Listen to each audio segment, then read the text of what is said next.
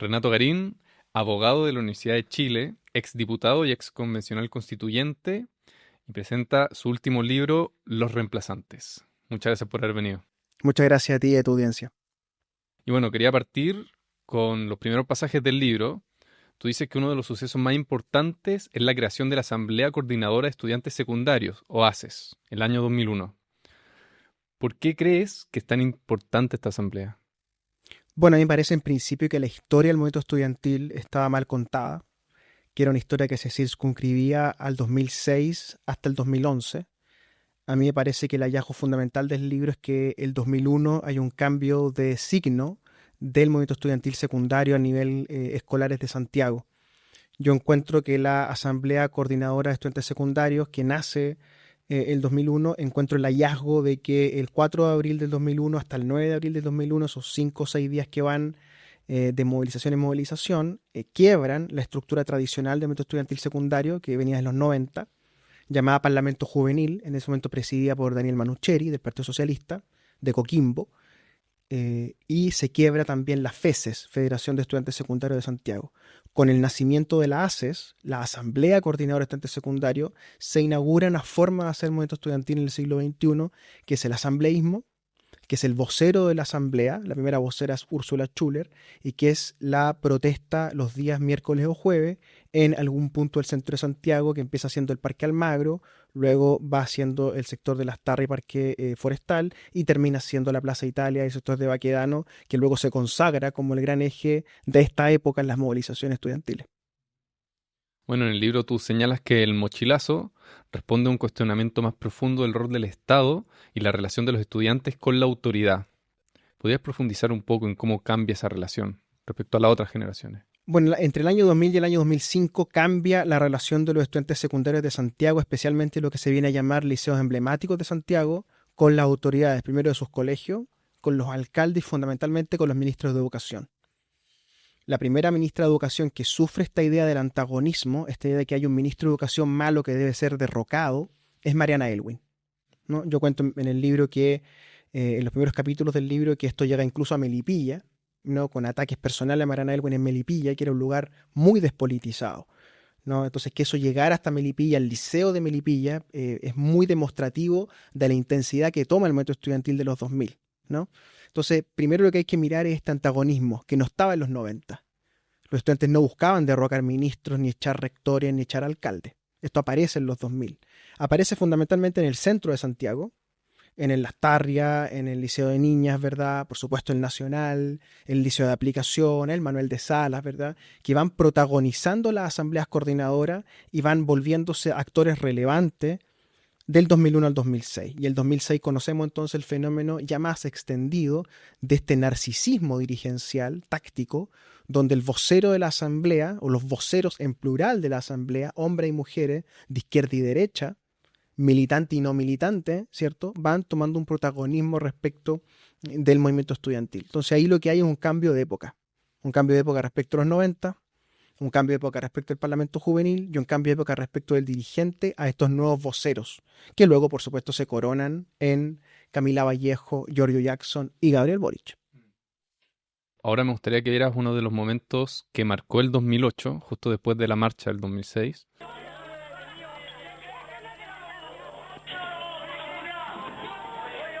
Yo le respondo a ella que si ella cree que la mejor manera de educar es reprimirnos en las calles, que si ella cree que la mejor manera de educar es ponernos una ley que avale el lucro. No está arrepentida y no piensa en disculparse. No, ella ha pedido disculpas públicas acaso porque a nosotros se nos ha mojado, se nos ha golpeado, se nos ha tenido más de 13 horas dentro de una comisaría. Y los niños están sufriendo violencia todos los días y ellos están respondiendo con lo que les está enseñando gente como la ministra de Educación, indiferente al dolor de los jóvenes. Para ti, ¿cómo este hecho, realizado por un estudiante de primero medio, cambia el movimiento estudiantil? Bueno, es una coronación, un proceso donde los estudiantes van tomando el protagonismo del proceso educativo, tanto en colegios como universidades, es decir, la educación pasa a ser protagonizada por los estudiantes y no por los profesores.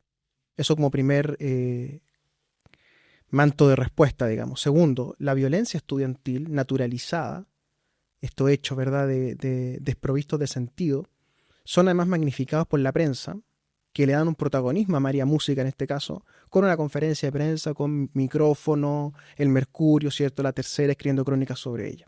Y en tercer lugar me parece que muestra a las claras este narcisismo que habita en los dirigentes estudiantiles.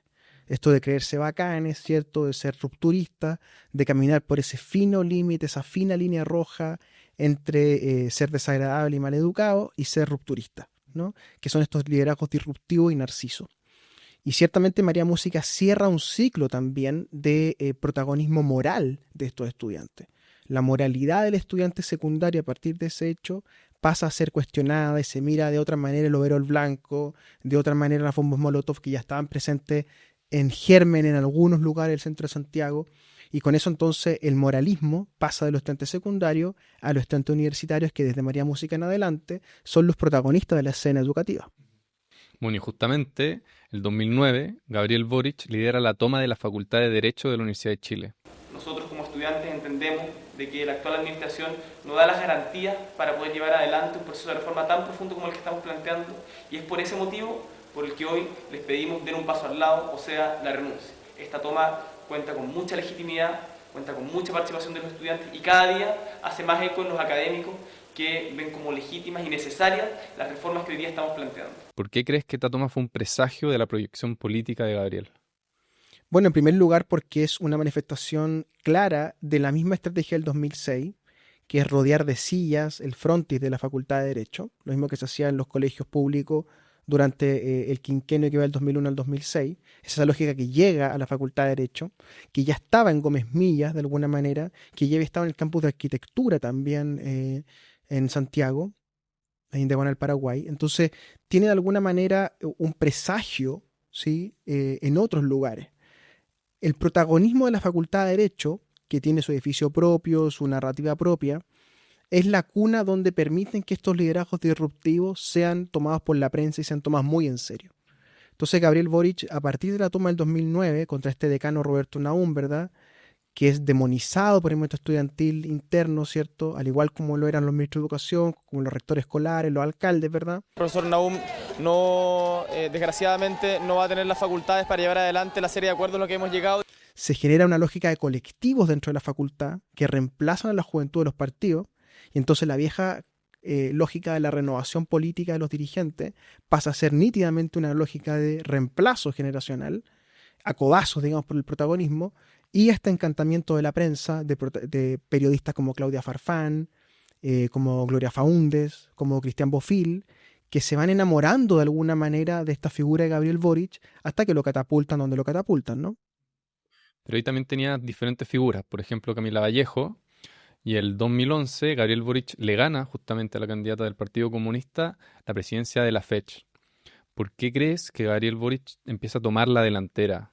Bueno, porque ocurre en paralelo el acuerdo que hace la Democracia Cristiana liderada por Ignacio Walker con Guillermo Tellier para integrar al Partido Comunista a la coalición de Michelle Bachelet, que se llamaría Nueva Mayoría, ¿no? Porque lo que había hasta entonces eran pactos por omisión tácito, y ahora iban a pasar a ser una coalición más formal, ¿no? Que es lo que le termina dando el escaño finalmente en la Florida Camila Vallejo y en Recoleta Carol Cariola. Y ese espacio que queda entre el movimiento estudiantil de izquierda con el Partido Comunista es el espacio que ocupa la izquierda autónoma, estudiantes autónomos antes, creando izquierda, se llama esa lista, ¿verdad?, de colectivo, que era liderada por Pancho Figueroa. Pancho Figueroa ya había sido segundo 2 veces, había sido segundo de Julio Sarmiento primero, la pareja de Camila Vallejo que gana la presidencia de la fecha del 2009, y después de Camila Vallejo también es vicepresidente Pancho Figueroa. Por ende, los autonomistas ya eran segunda fuerza en toda la universidad. Y Boric es entonces esta figura mediática, narcisa por supuesto, en la lógica del vocero de la asamblea, que termina derrocando al PC por izquierda porque los estudiantes rechazan el pacto de Guillermo Tellier con Ignacio Walker. Eso es en lo político. Y bueno, tú al salir de la universidad también te pones a trabajar para el expresidente Sebastián Piñera. ¿Cómo fue esa experiencia? Bueno, yo llego ahí por un rebote de la vida. Yo conocía en la Facultad de Derecho a Ignacio Rivadeneira, que es hijo de Ricardo Rivadeneira, fundador de Renovación Nacional, quien cita a un grupo de personas que no habían votado por Piñera, que eran votantes en ese momento del primer Marco Enrique Ominami, del MEO 2009, ¿no?, que era más liberal y progre. Y en esa instancia yo conozco a Piñera y se va formando una relación entre Rivadeneira, Piñera y yo, donde termino siendo el redactor de los discursos de Piñera. aproximadamente por 6 u 8 meses, hasta que soy correteado y despedido por María Luisa Abraham y su entorno, que lleva a la gente de Renovación Nacional militante al entorno de Piñera. Y ahí conocí bastante la administración pública, el asunto de escribir discursos, ¿verdad? La programación neurolingüística, el contar las palabras de los discursos, en fin, que después me iba a ser muy útil en la Cámara de Diputados, ¿no? Esa primera experiencia en La Moneda, aprendí muy bien lo que es la administración pública y cómo funciona el Estado en el día a día. Fue una especie de máster. Y justamente para intentar ganar la elección para diputado, decides entrar al Partido Revolución Democrática. ¿Cómo fue tu experiencia y cómo se manejaban las relaciones en ese partido liderado por George Jackson? Bueno, yo vengo de un mundo ajeno al de ellos, ¿no? Vengo de un mundo más liberal, centrista, por así decirlo. Yo había apoyado a Andrés Velasco en la elección presidencial del 2013, donde es derrotado en la primaria, y había quedado un poco huérfano cuando naufraga el partido político de Andrés Velasco por el escándalo de la asesoría a Penta, ¿no? Y en ese momento entonces, cuando yo tenía decidido competir para diputado, no tenía un partido político en una coalición, que son fundamentales para elegirse en este sistema proporcional. Y la única opción que veía viable era Revolución Democrática, que tenía precisamente un ala dentro de Revolución Democrática, Pablo Vidal, Javier Parada y otros más, que fueron después purgados, ¿verdad? Que tenía una visión bastante liberal y progre, que coincidía un poco con lo que yo pensaba que había que hacer, que era reemplazar al PPD y no aliarse con el Partido Comunista, que es lo que terminan haciendo, ¿no? Entonces, en esa idea de que existiera un partido liberal progre de izquierdas, yo podía intentar ser la punta derecha de ese partido, por así decirlo, junto con otro, ¿no? Y eso fracasa tempranamente porque la lógica de los lotes internos de RD no estaba configurada en sentido izquierda-derecha o en sentido relación con el gobierno o no, sino que había una lógica más bien de élites, que eran estos pantalones largos dirigidos por Miguel Crispi, versus estas bases territoriales llamadas los territorialistas, ¿no? Y ahí surge ese espacio intermedio donde Giorgio construye su propio lote, que se llama los terceristas, que terminan siendo quienes conducen el partido hasta su final. Y bueno, justamente tú le dedicas gran parte de tu libro a Miguel Crispi, pero él no es el que aparece tanto en los medios como otros miembros del Frente Amplio. ¿Por qué crees que Crispi es tan importante para entender al Frente Amplio? Bueno, en Crispi se juntan varias variables que constituyen sociológicamente al Frente Amplio, por decirlo de alguna manera. Crispi viene de un colegio de élite, que es el St. George. En el St. George tiene vínculos bastante extensos con personas de diversas ramas de la élite, los Tironi y otros más. El St. George es el colegio más transversal de la élite chilena. Estudia en la Católica, pero no estudia Derecho, estudia Sociología. Curioso para un dirigente político que quiere ser tan influyente no estudiar Derecho. Eso creo que lo sigue toda su vida, el no saber Derecho. Sus grandes errores son por no saber Derecho, por tener que recurrir a abogados para cosas obvias, que quienes somos abogados no tenemos que hacerlo, ¿no? Crispi, aparte de esto, es hijo de la exministra Serrano, por ende tiene una fibra bacheletista. Él es militante del Partido Socialista, del ala de Camilo Escalona, al igual que su madre. Su madre es lectora y muy seguidora de Tomás Mulián, el gran sociólogo de la izquierda chilena, crítico al neoliberalismo, El consumo me consume, Chile, anatomía de un mito. Crispi es además educado en el Magíster de Políticas Públicas de la Facultad de Economía y Negocios de la Chile, donde tiene como profesor a Alan Derrecha, Carlos Correa y otros. Crispi resume en él, creo yo, varias puntas de la élite de esta generación millennial. Por eso yo le dedico bastante más espacio a él que a otros. Y en él también aparecen estas patologías del poder, esta suerte de frivolidad, esta cosa de hacer las cosas más o menos, de sacarse un 4 o un 5, ¿cierto? Y en él falta, sin embargo, ese elemento que sobra en los otros, que es este narcisismo dirigencial que los lleva a ser famosos, por así decirlo. Crispi es un hombre más gris, más fome, con una infancia probablemente más aburrida que las de los demás, y entonces lo lleva a ser más burocrático. Y eso también tiene un rasgo de importancia. A él le interesaba organizar, armar, ¿verdad? Que algo que para esta generación está un poco en un segundo plano. Entonces yo pienso que Crispi en sí mismo es el personaje más interesante de la política de esta generación. Es, sin ir más lejos, el fundador del NAU, junto con Joaquín Walker, ¿sí? el elemento más izquierdoso que tiene la familia Walker, Joaquín. Miguel funda el NAU con la ayuda de Tironi, la publicidad de Tironi, ¿verdad? Y el NAU es, después del gremialismo, el movimiento político más exitoso en la historia de la universidad chilena. El NAU ha ganado 11 de las últimas 13 elecciones en la Católica y ganó, me acuerdo, 7 u 8 seguidas. Algo que solo había hecho el gremialismo en su mejor momento. Entonces hay que tomarse bastante en serio, creo yo, lo que estos chiquillos hicieron en la Católica. Lo de después me parece bastante decadente. Tú logras ganar justamente la elección y terminas siendo diputado. Me gustaría saber por qué decías hacer esa intervención en el Congreso yendo en contra de Gabriel Boric y Maite Orsini cuando ellos fueron a visitar a Palma Salamanca. Bueno, ahí habían pasado 10 meses de que habíamos entrado a la Cámara de Diputados, porque los primeros meses fueron un jolgorio, de verdad, ¿no? Incluso en mi caso, yo hago la autocrítica de que yo viví con cierta euforia los primeros meses de ser diputado. O sea, sentía que había llegado a una especie de como de Monte Parnaso, ¿verdad? Que lentamente fui bajando de ese lugar, ¿verdad? Para entender lo que estaba pasando. Fue bastante difícil y creo que muchos parlamentarios con varios periodos acumulados no bajan nunca de la euforia de ser diputado, de que le abran las puertas y tener chofer y viajar mucho. Y por eso hay gente con mucha experiencia cometiendo errores muy graves, porque nunca bajan de ese lugar de euforia. Cuando yo logro bajar de ese lugar de euforia de ser diputado, empiezo a ver que las relaciones humanas eran tóxicas y que se estaban cometiendo errores muy graves. Y ya en ese contexto, Jorge Brito Asbun, que es un activista de la causa palestina, organiza un viaje de parlamentarios y otras figuras en ese momento el territorio en conflicto, ¿verdad? Con reuniones con la OLP y visitando la Franja de Gaza y Tierra Santa, ¿no? Y en ese contexto se inscriben al viaje Gabriel Boric y Maite Orsini, y luego sabemos que ellos piden el regreso, no con toda la comitiva, sino haciéndose por el lado, digamos, para ir a París a reunirse con Palma Salamanca, que no es sino el asesino de Jaime Guzmán. Cuestión que, por supuesto, cualquier persona con sentido común cuestionaría, ¿verdad?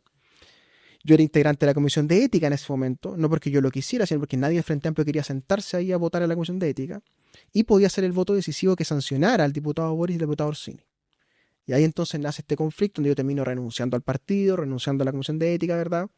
Porque ellos no podían permitir que yo votara en contra de ellos, especialmente de Gabriel, más que de Maite. Y yo hasta el día de hoy, y ese momento me pareciera que era claro que había que manifestar una cuestión de principio, que es que los diputados, tengan el signo que tengan, no se pueden estar reuniendo con asesinos de parlamentarios. Y me parece que el presidente Boric y la propia diputada Orsini todavía no nos dan una respuesta concreta y acabada de qué fueron a hacer en París a reunirse con Palma Salamanca. ¿Y qué pretendía Palma Salamanca con ellos? Me parece bastante grave que todavía nadie sea capaz de preguntárselos, porque es una causa no solo judicial, también extremadamente sensible para las relaciones cívicas en el país. Y eso me parece grave que no haya claridad respecto de, primero, de cómo se mató a Guzmán, y segundo, que haya parlamentarios de izquierda reivindicando ese crimen o reuniéndose con los asesinos, y después no queriendo ser sancionados cuando correspondía una sanción. Y bueno, otro de los personajes que tú relatas en el libro es Gonzalo Winter. En ese sentido, me gustaría que dieras un video de él, de una intervención en Tolerancia Cero. Tú ya no te defines como un revolucionario anticapitalista. Es una excelente pregunta. Te pregunto. Voy a responder. Creo en una sociedad sin clases sociales. Creo que es posible y creo que es más eficiente una sociedad sin clases sociales. ¿Cómo cuál? Entendiendo las clases sociales... Comunista en el sentido conceptual. No, en el sentido conceptual es el comunismo. No. La sociedad sin clases. No necesariamente. Una sociedad sin clases es más eficiente. Porque las oportunidades en Chile están hiperconcentradas. ¿Dónde existe eso le quería preguntar, pues, diputado. Bueno, hay que construirlo. Bueno, yo conozco a Gonzalo Winter en el patio de la Facultad de Derecho.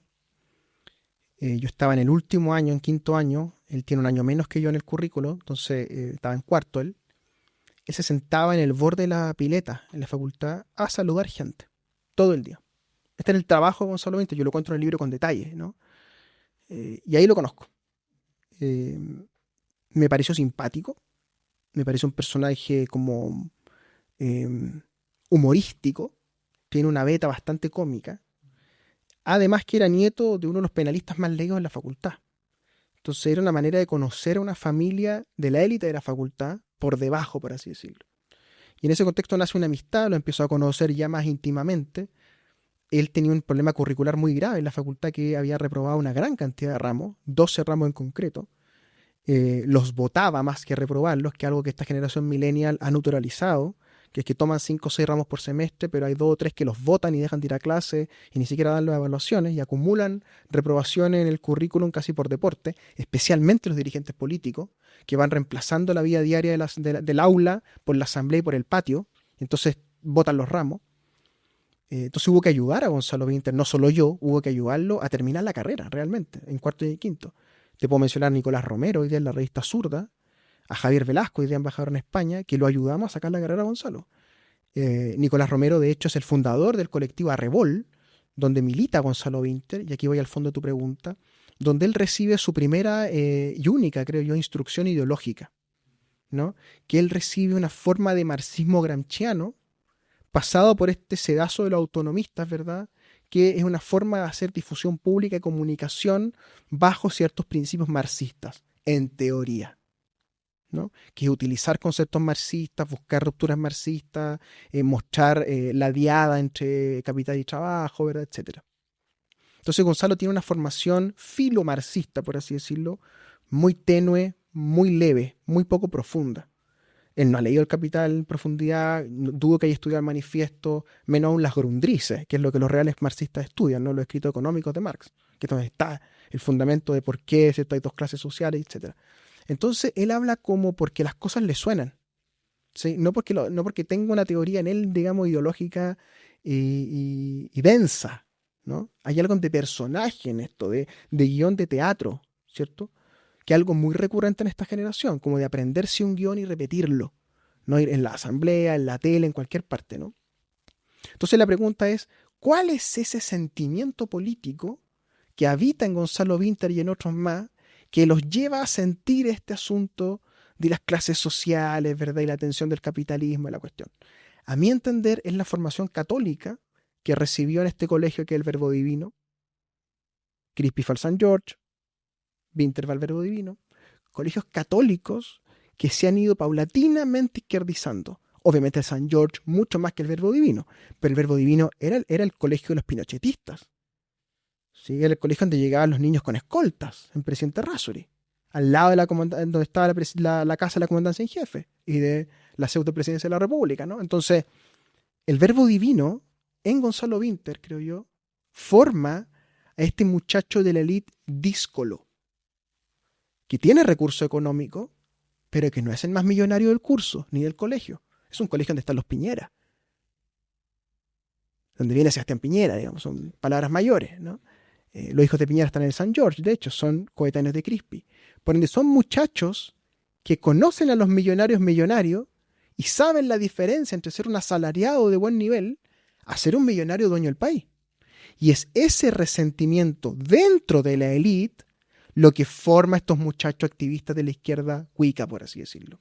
Y entonces esta formación doctrinaria, muy leve, muy mala que él tiene, lo lleva a creer que hay un discurso de lucha de clases factible en Chile, ¿no? Y lo lleva a creer que hay un proletario, ¿verdad? Un proletariado, ¿cierto? Exprimido, extenuado, ¿cierto? Y agotado por esta burguesía capitalista que exprime, ¿verdad?, cada céntimo de plusvalía, porque eso dice el discurso que él se aprendió. Pero la sociedad chilena es mucho más compleja que eso. Y la verdad es que el 90 y tantos % del país es burgués. Pequeño burgués quizás. Un burgués popular quizás precarizado. Pero burgués y al fin y al cabo. Y entonces hay un error táctico ahí. Porque si él quiere empatizar con el votante, él tiene que empatizar con la burguesía, que es la mayoría del país, el 90 y tantos %. Y en cambio, habla en contra de la burguesía a la cual pertenece, se avergüenza de sus prácticas burguesas, se avergüenza de su práctica de la burguesía, de su pertenencia a la burguesía elitista del país, aunque sea un pobre cuico, ¿cierto? Aunque no sea un multimillonario, ¿verdad? ¿Entiende? Y al avergonzarse de eso, pierde el voto burgués. Es muy torpe lo que hace. Y se desfonda. Porque se desfonda no políticamente, se desfonda en la burguesía. Es muy difícil entender a un burgués de izquierda votando hoy día por Gonzalo Vinter o apoyando a Gonzalo Vinter. Y yendo a este argumento, pero no desde el punto de vista de la lucha de clases, ¿tú no crees que la alta concentración de la riqueza termina erosionando la cohesión social? A ver, en principio a mí no me parece que la concentración de la riqueza sea el gran drama de las democracias modernas, como lo presenta alguna izquierda influenciada por Piketty y por lecturas neomarxistas. Ahora, sí que es un problema real. No voy a decir que tampoco es cero su problemática, como hace una derecha, estilo Fundación Faro en Argentina, Agustín Laje, Axel Kaiser y sus hermanos, digamos, que póngale más desigualdad porque entonces vamos a estar mejor. no es ni el extremo ni el otro. Es un problema dentro de la democracia, como lo es el narcotráfico, como lo es la delincuencia, ¿verdad? Como es la segregación, como son las periferias. Es una parte del capitalismo moderno inexorable. Ocurre que en Chile en particular hay grupos económicos, 3 o 4, dentro de los 8 o 10 que mandan, ¿cierto?, que tienen prácticas que colindan con el corporativismo y no con el capitalismo de competencia. O sea, las prácticas que tiene el grupo Luxic, por ejemplo, llevando a dirigentes políticos a sus directorios, de diversos signos, Nicolás Aguirre, René Cortázar, Ena von Baer, Rodrigo Hinspeter, ¿verdad? Hoy día gerente legal del grupo Luxic. Hay otras prácticas de concentración, donde, por ejemplo, un canal de televisión como Canal 13 tiene de auspiciador al Banco de Chile, a la cerveza Cristal, ¿cierto? Y a Vapore, que son 3 empresas del grupo Luxic, por ende es una subvención privada interna, todavía con pérdidas, para financiar en el fondo una campaña alcalde de Max Luxic en Huechuraba. Entonces, a ver, ¿qué democracia capitalista liberal puede tener a un grupo empresario que tiene 30.000 millones de dólares en un país pobre, que es dueño de canales de televisión, barcos, cervezas, bancos, mineras, ¿cierto? Y que además casi compra prácticamente la alcaldía de Huechuraba y que Max Luxic socializa ahora en todas partes que él quiere ser presidente de Chile. Entonces ahí hay un problema de concentración, no de la riqueza, del poder, que es el verdadero problema. ¿Se entiende? Entonces hay un error de diagnóstico tanto en la izquierda como en la derecha. La concentración problemática es la del poder y existe. No se saca nada con negarla como hacen los hermanos Kaiser, por ejemplo. Entonces, desde ese punto de vista, es correcto el diagnóstico respecto a que hay un problema serio. Pero hay una conducta en los grupos económicos y de los políticos, por supuesto, de jugar al límite de lo que es el capitalismo liberal. Las puertas giratorias que te he descrito, el lobby ilegal durante años, incluso todavía ahora en este gobierno, ejemplo de la reunión de Casa de Pablo Salaquet, ¿verdad? La subvención interna que te he descrito y, por supuesto, la frivolidad, que es el gran problema, creo yo, de fondo, que la generación millennial trae a estos grupos económicos. Y entonces, lo de los grupos Luxi y otros más va a tener otra expresión, digamos, quizá en Francisca Ponce, quizá en los herederos del grupo Mate, porque estamos viendo una milenización de todos los espacios de poder, que es lo realmente problemático.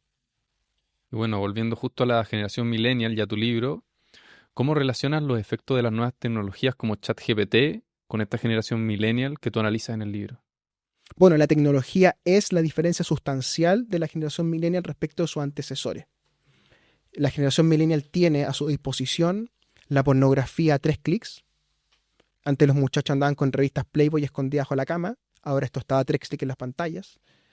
La tecnología te permite chatear con miles de personas en el mundo con intereses parecidos en estos chats de Terra, Star Media, Latin Chat, que protagonizan la tecnología chilena entre el 2000 y el 2010. Aparece Fotolog. Fotolog es un cambio sustantivo en cómo se usaba el Internet. La fotografía, ¿cierto? El narcisismo digital, el comentario, ¿verdad? Las tribus urbanas, los Pokémones, ¿verdad? Los emos, nacen en torno al Fotolog. Y luego, por supuesto, el salto definitivo con las Wikipedias, ¿cierto? Y hoy día los ChatGPT. Y yo hago una historia creo yo, complicada de contarla, que es la historia de la flojera, ¿no? La historia que va desde el Rincón del Vago, ¿cierto? Inaugurada en el año 2000, hasta el ChatGPT actual, ¿verdad? Que es la manera en que los estudiantes han ido dejando de ser estudiantes, especialmente los millennials, ¿no? Que empiezan a usar estos resúmenes de libros que están en el Rincón del Vago, y actualmente los sucesores usan estos ensayos ficticios que escriben la inteligencia artificial. Entonces hay una historia bien bonita y a la vez horrible de contar, que es la historia de cómo nos fuimos poniendo flojos, ¿no? Hay estudios actuales del MIT, por ejemplo, que hablan de cómo el cerebro humano funciona peor después de usar los GPT para escribir libros, por ejemplo, o para escribir ensayos. Pero eso tiene una historia, ¿te das cuenta?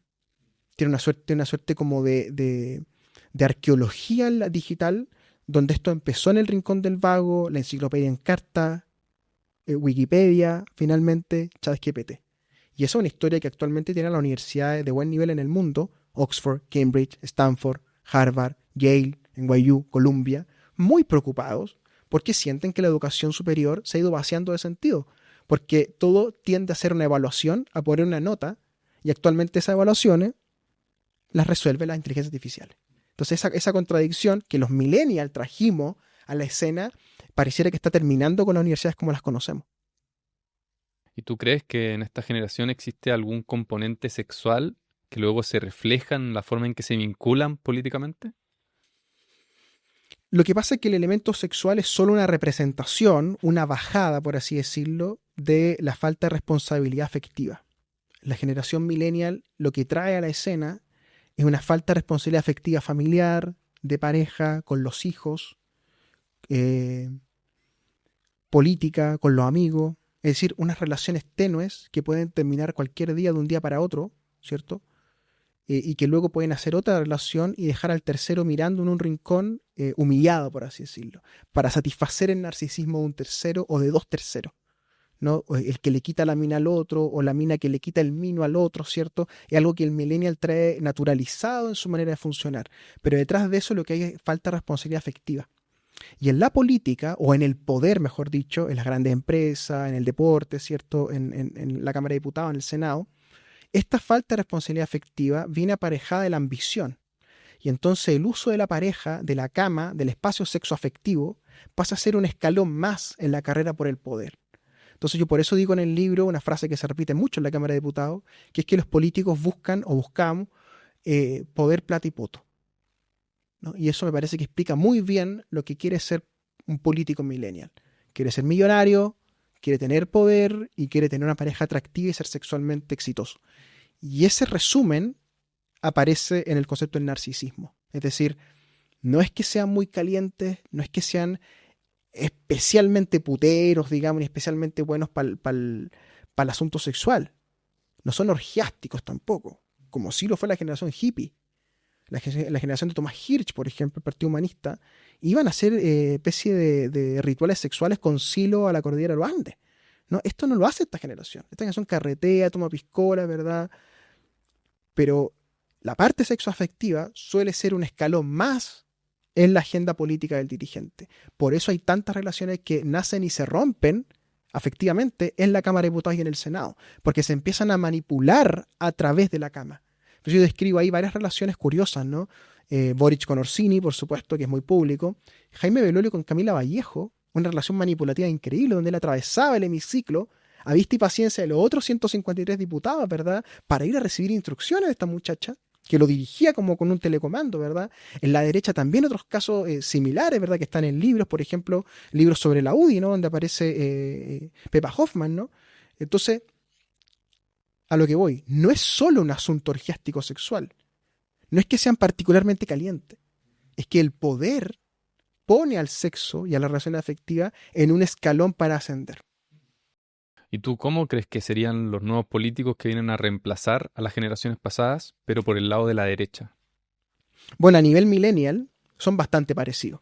O sea, uno ve las performances de Guillermo Ramírez, presidente de la UDI, que es un millennial, coetáneo de Crispi y de todo otro. Uno ve las performances de Diego Chalper, también fundador del movimiento Solidaridad en la Católica, muy exitoso en su momento. Diego Chalper financiado por Carlos Larraín y por Juan Sutil, una especie como de bebé sobrealimentado por las élites económicas de la derecha, que cuando uno lee sus textos aparecen los conceptos básicos de la izquierda: justicia social, derechos sociales, gasto público. Y en Ramírez hemos visto una especie de decadencia del gremialismo, un dirigente bastante poco hábil, que ha hecho declaraciones bastante incendiarias y pasadas de tono en contra, por ejemplo, de Giorgio Jackson, poniendo a Jackson de víctima, es decir, ayudando a Jackson al final. Él tiene una reelección muy difícil, distrito 11. De hecho, hay rumores que dicen que van a competir Chalper con Ramírez. Entonces ahí tienes dos casos, ejemplo, en Chile Vamos, de personas bastante parecidas a los frente amplistas, más circunspectos, con terno y corbata, digamos, pero con conductas bastante similares a nivel de contenidos políticos. En Republicano, yo he mirado con bastante atención a los hermanos Varquesi. Chiara Varquesi, que es diputada por la Quinta Región, protagonizó el primer año muchísimos viajes. Tienen los récords en un año de viajes. De hecho, fue apodada en la Cámara de Diputados como Chiara Embarquesi, porque embarcaba mucho. Sus hermanos, los Varquesi, están muy involucrados en la radio, en el mundo de la radio Metro, del Partido Republicano. Entonces son para mirarlos, digamos, estos casos. Y obviamente los hermanos Kaiser, ¿no? Que si bien no son millennial etariamente, sus conductas son extraordinariamente millennial. Johannes es un youtuber, nunca mejor dicho, sin profesión, ¿verdad? Cuestión que a mí no me parece degradatorio de por sí, pero creo que lo describe muy bien. Digamos, una persona sin profesión que se dedica al YouTube, que es donde nuestra audiencia nos está mirando, de hecho. Axel, por supuesto, que es un millennial, con un narcisismo un tanto desbordado. Vanessa responde a la misma lógica, incluso con toques nietzschianos en su caso más filosófico. Pero este fenómeno está en toda la derecha, y la derecha va a vivir su reemplazo a la buena o a la mala. Quizás lo que puede haber en la derecha es más una renovación, que los corran y se pongan ellos, como ocurrió en la UDI. Pero lo de la UDI es una tragedia, porque primero cae Ernesto Silva por el asunto de la corrupción con Penta y SQM, después cae Macaya, y esto le llega por rebote a Ramírez. Entonces probablemente van a ser problemáticos los millennials de la derecha, no me cabe duda. Tú no solo trabajaste para Sebastián Piñera, también lo hiciste en el comando de Andrés Velasco y después militaste en Revolución Democrática. Con esa visión más transversal, ¿cómo explicarías los malos resultados de la centroizquierda y la centroderecha frente a los candidatos del Frente Amplio? En primer lugar, el voto voluntario. El voto voluntario marcó una era de barras bravas, donde el ejercicio de la votación se trató de llevar a tu público más duro a votar, y eso obviamente tiende a polarizar. Luego, con el cambio hacia el voto de voluntario a obligatorio, lo que hay es un cambio demográfico en Chile. Por supuesto, un cambio a nivel de inmigrantes. Hay 1,5 millones de votantes que son extranjeros. No se sabe si van a poder votar definitivamente porque hay toda una polémica con eso. Y el resto son chilenos que o no han votado, la gran mayoría, o que ven el proceso político con gran distancia. Por ende, son bastante poco receptivos al contenido político en sí. Entonces tienden a tener gran gravitación las campañas digitales, las campañas publicitarias, los eslogans, ¿verdad? Las estéticas, las puestas en escena, los debates, el mirar la cámara, en fin, todos los conceptos que aparecen en el siglo XXI. Y en ese aspecto el Frente Amplio creo que le sacó gran ventaja al Partido Comunista y a la centroizquierda en su momento. Se ha tendido a empatar eso, sobre todo ahora con Jara, pero el Frente Amplio tuvimos gran ventaja digital en su momento porque sabíamos usar muy bien el Facebook, el Instagram para objetivos publicitarios. Eso creo que incluso lo han perdido, lo han dejado de estudiar. Y Republicanos entró con una lógica bastante digital. Me parece que Kast ha sido muy inteligente en ese sentido, que se ha dejado asesorar por personas que conocen el mundo digital, y hay un ecosistema del Partido Republicano en redes que funciona para ellos bastante bien. Se les rompe con Johannes, ¿no? Que es un youtuber. No, pero este cambio digital viene para quedarse. O sea, yo no me imagino una campaña política en el futuro sin YouTube, sin campañas pagadas digitalmente y sin smartphone. Pero eso dejó out a un conjunto muy grande de dirigentes de la transición del pacto político que en rigor no entienden y no lo estudian. Y como hay cierta flojera transversal, son incapaces de bajar los manuales, ¿verdad?, que hay que estudiarse para poder entender el fenómeno. Y quienes sí lo hacen suelen tener buenos resultados. En tu libro tú también planteas que la identidad de esta nueva élite se construía principalmente en torno a la oposición a un enemigo visible y que sin él su narrativa corría el riesgo de desdibujarse. En su momento, ese enemigo fue claramente Sebastián Piñera. Pero hoy, ¿quién crees que cumple ese rol? Para los millennials de izquierda, ese enemigo retórico es la ultraderecha. Y para los millennials de derecha, ese enemigo retórico son los zurdos de mierda. En ambos casos hay una retórica del robo. La izquierda sostiene que el 1% le roba la plusvalía a los trabajadores proletarios endeudados. Y los millennials libertarios dicen que el Estado le roba a los trabajadores mediante los impuestos que cobra el servicio de impuesto interno. En esa retórica se está moviendo, digamos, la generación millennial. Hay una suerte de retórica de la intransigencia, podríamos decir, en ambos lados.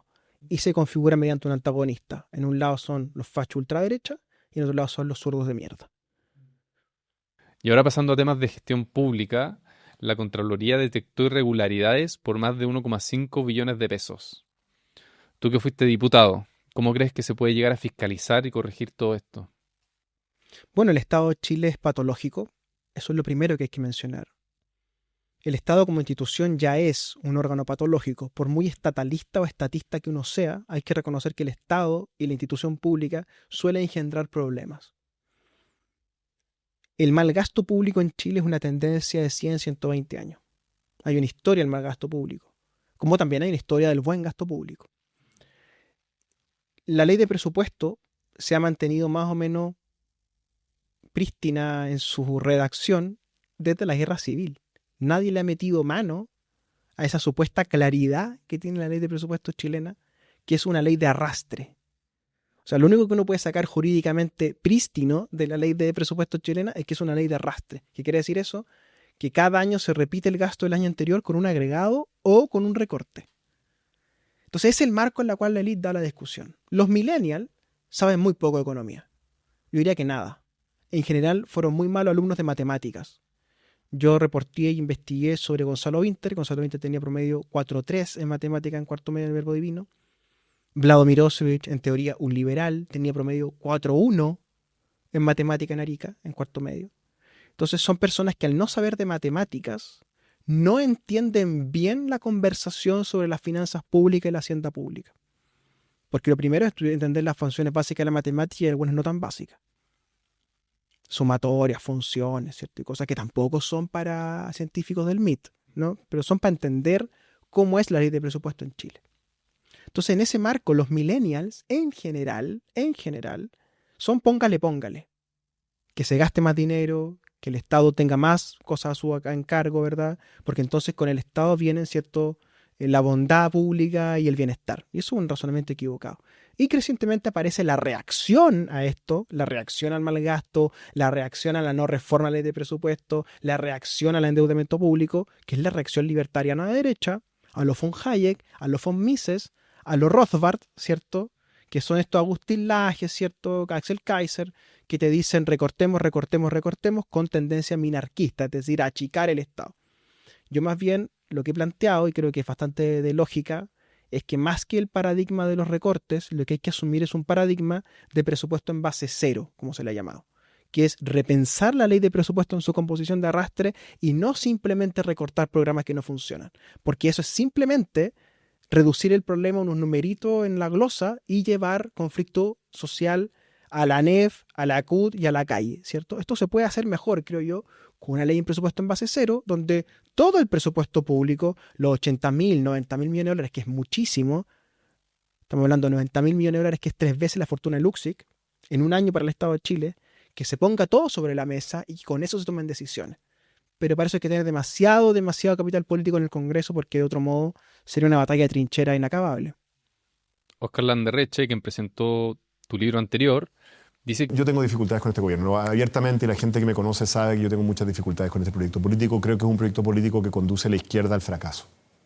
A la izquierda, a tu izquierda, sí, de la cual tú militas. Creo que hace muy difícil que haya gobiernos de centro-izquierda que realmente hagan avanzar a la clase trabajadora chilena. Creo que al final lo va a hacer retroceder. Al final, yo siempre he creído que este proyecto conduce a, primero, gobiernos de derecha, por mucho tiempo, y segundo, a que perdamos credibilidad. ¿Hacia dónde crees tú que conduce este proyecto político? A ver, el proyecto político de Gabriel Boric, más que de Frente Amplio, es un proyecto de poder. Eso es lo que ha sido estos 20 años de su trayectoria política. Él busca el poder. Es distinto un proyecto político, de proyección política, que un proyecto de poder. El Frente Amplio ha devenido en un proyecto de poder, de ocupar cargos, repartirse los cargos con los amigos, con los parientes, donde el nepotismo es el rasgo fundamental de los proyectos degenerados, por así decirlo, que se vuelven decadentes en su composición. Y es una decadencia muy temprana, muy joven, muy lozana. Parecía lo que le pasó a Alan García en Perú, que tuvo que reinventarse 2 o 3 veces y terminó muy mal, ¿no? Entonces, esta falta, por así decirlo, de consistencia política del Frente Amplio sí le puede dar poder, aunque no tenga consistencia. Y al otro lado, me parece que también podemos estar en presencia de un proyecto de poder que tiende a pegar con chicle, ¿verdad?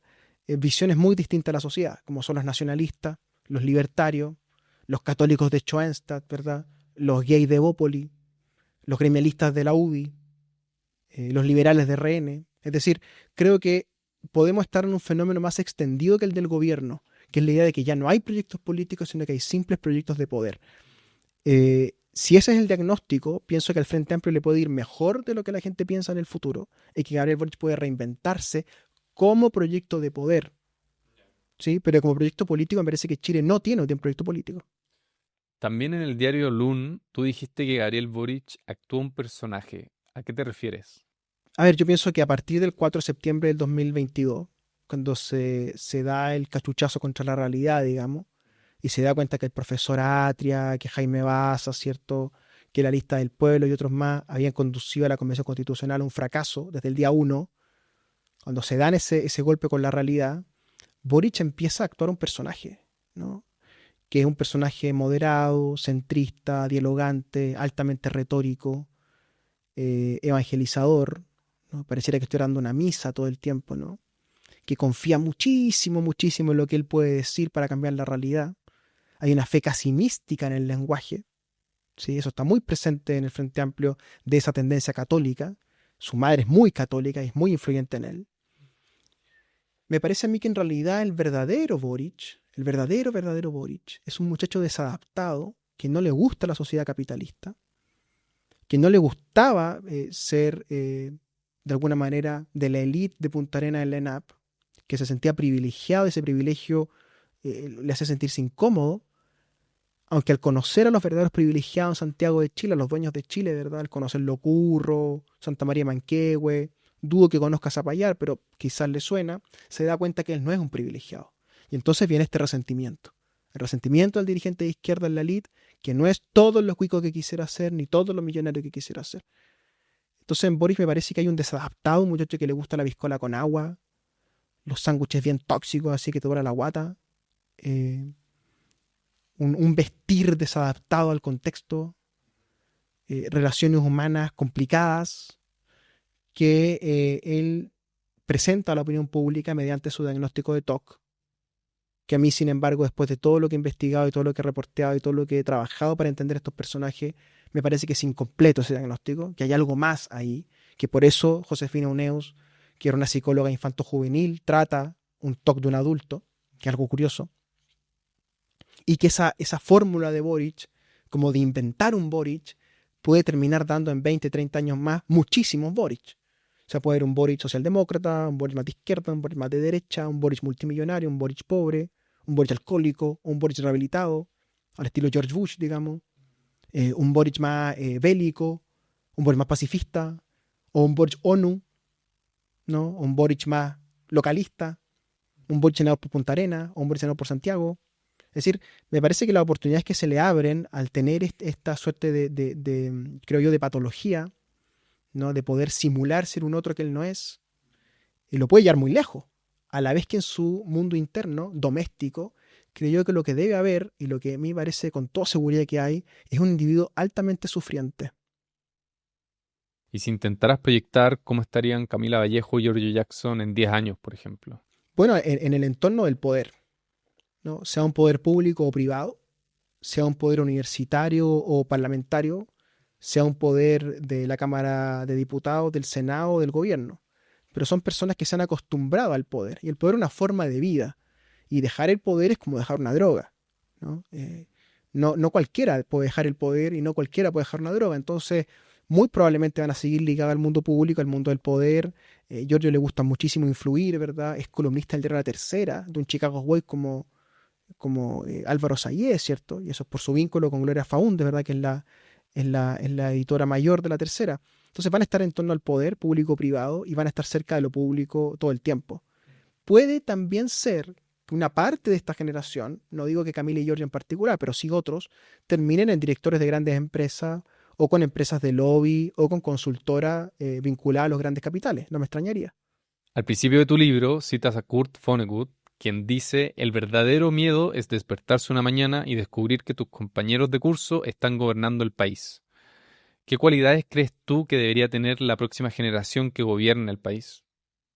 Bueno, esa frase resume mucho el sentimiento del libro, ¿no? Que es la perplejidad al ver que todas esas patologías, todas esas cosas que se hacían mal en el espacio universitario del patio, ahora se están haciendo mal en el patio de los Naranjos y en el patio del Congreso, digamos, ¿no? Y que eso ha llevado al país a un endeudamiento horrible y a una crisis social sin precedentes, creo yo.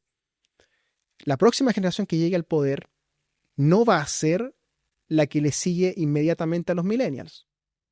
Los millennials van a taponar 2, 3 generaciones, muy probablemente. Hay un malentendido histórico de creer que a cada generación le toca gobernar. De hecho, Carola Toá, con gran torpeza, exhibió como argumento que su candidatura era porque entonces su generación no iba a gobernar. Bueno, noticias en los 200 años de historia de Chile, que no empezó el 73 ni el 70, empezó con la Revolución de la Independencia en 1810, han habido cerca de 12 generaciones que no han gobernado. Porque Prieto Bulnes Montt es una generación, después hasta Balmaceda es otra generación, después hay otra generación hasta el 64, cuando aparece la Patria Joven, y después la Patria Joven hasta el día de hoy, los Saldívar, los Frey, son la generación gobernante con los millennials. que los millennials venimos a reemplazar. Por ende, es muy probable que los millennials protagonicemos la política o lo público o el poder público-privado hasta muy entrado el siglo XXI.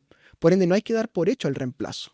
Y los que van a reemplazar a los reemplazantes van a ser aún más tecnológicos, van a ser aún menos militantes de partido y más de colectivos digitales, van a ser probablemente más activistas que dirigentes, van a ser menos asambleístas, creo yo, en lo presencial, pero más asambleístas en lo digital. De derecha van a ir empujando hacia el minarquismo, no me cabe duda. Cada crisis que haya económica en el futuro va a ir empujando el discurso estilo Axel Kaiser, lo que no quiere decir que sea correcto, sino que se colocan en vanguardia estilo gramsciano que empujan el cambio político. Y en la izquierda me parece muy probable que el viejo marxismo de cepa, por así decirlo, de formación de cuadro, va a ser reemplazado ya definitivamente por la formación más genérica y más blanda, que va a ser el feminismo en las mujeres, el animalismo en cierto mundo, el ecologismo, ¿verdad?, en otro mundo, y eso va a dar espacio, creo yo, sin duda, en el siglo XXI, sin duda, estoy trabajando en eso ahora, al anarquismo. El próximo protagonista intelectual del siglo XXI es el anarquismo. Tú dices que estás trabajando en eso. ¿Cuál es el próximo libro que se viene de Renato Garín? Bueno, y a ser el 8º libro, es una novela que trata sobre los movimientos anarquistas a nivel universitario. Renato Garín, muchas gracias por haber venido. A ti, muchas gracias a tu canal.